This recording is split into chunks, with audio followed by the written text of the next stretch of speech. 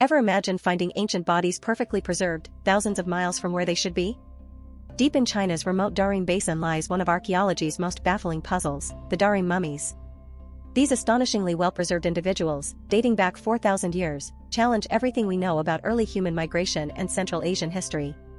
Today, we're unraveling the enigma of their unexplained presence.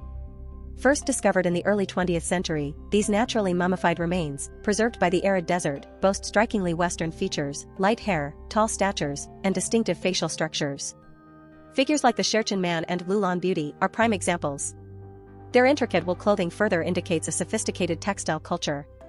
Their presence in what is now Xinjiang, thousands of miles from Europe, initially fueled theories of early migrations from the West.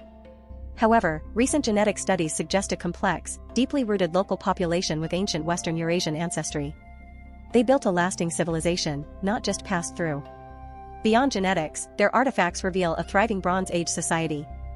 They cultivated wheat, raised livestock, and wore unique conical felt hats, showcasing advanced craftsmanship. Evidence also suggests they were adept horse riders and practiced early dairy farming, highlighting their sophisticated culture. The Tarim mummies remain a profound mystery, urging us to re-examine the timelines and routes of ancient populations. They are silent witnesses to a complex, interconnected ancient world.